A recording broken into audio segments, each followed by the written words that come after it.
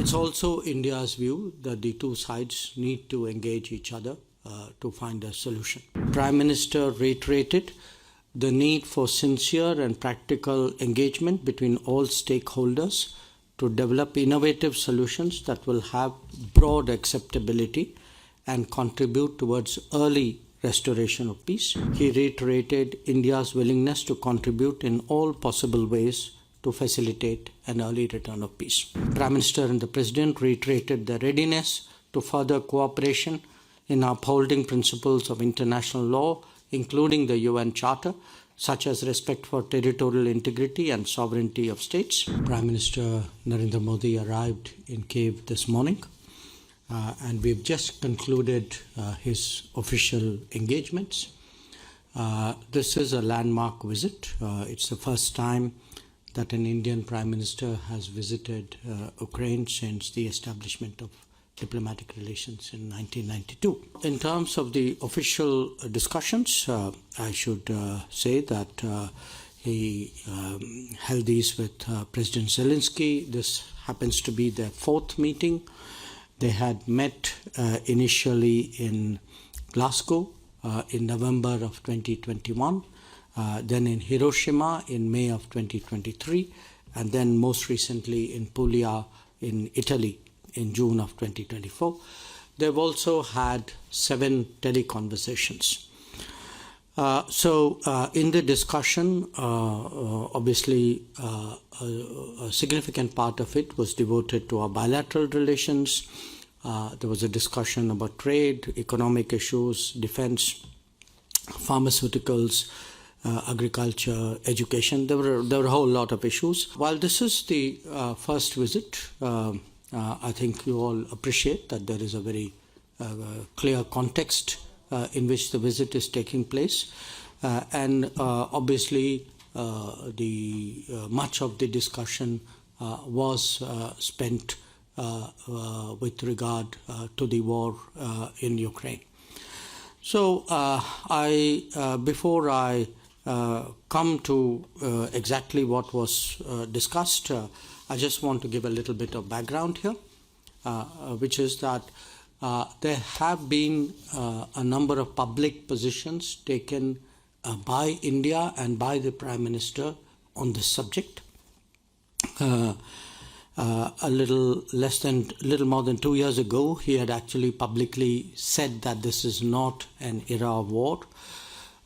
He had also underlined that dialogue and diplomacy are the key.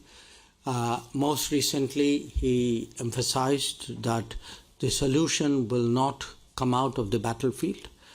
And obviously, we find the civilian and humanitarian toll of this conflict particularly distressing. It's also India's view that the two sides need to engage each other to find a solution. Now,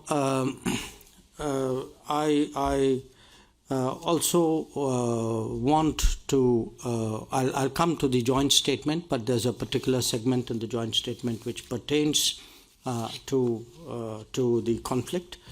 So let me read that out, which is that the Prime Minister reiterated the need for sincere and practical engagement between all stakeholders to develop innovative solutions that will have broad acceptability and contribute towards early restoration of peace. He reiterated India's willingness to contribute in all possible ways to facilitate an early return of peace. Now, let me now come to today's discussion on this particular subject, because I would say in terms of the time which the Prime Minister and President Zelenskyy spent, most of it actually was in regard to the conflict. So here, the Prime Minister spoke about our position, which I have summed up for you, that is not an era of war, that dialogue and diplomacy are key, that the solution will not come out of the battlefield. He shared the widespread sentiment in the global south about the repercussions of this conflict for them.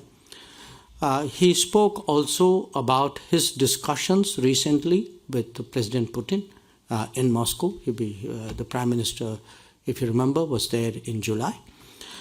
He sought President Zelenskyy's assessment of both of the ground situation as well as the diplomatic scenario.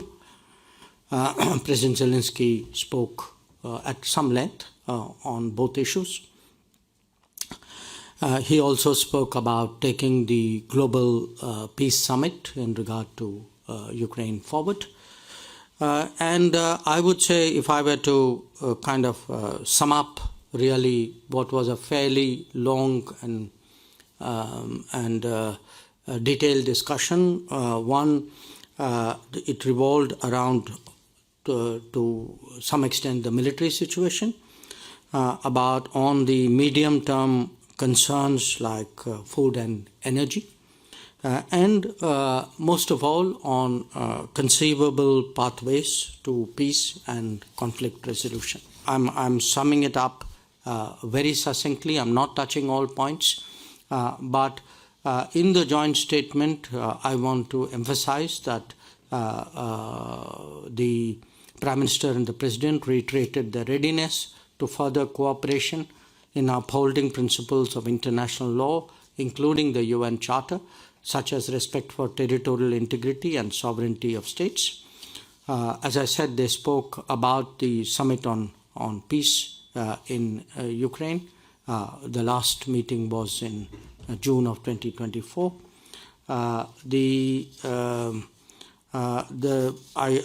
In terms of our own positions, I think I read out for you that particular paragraph.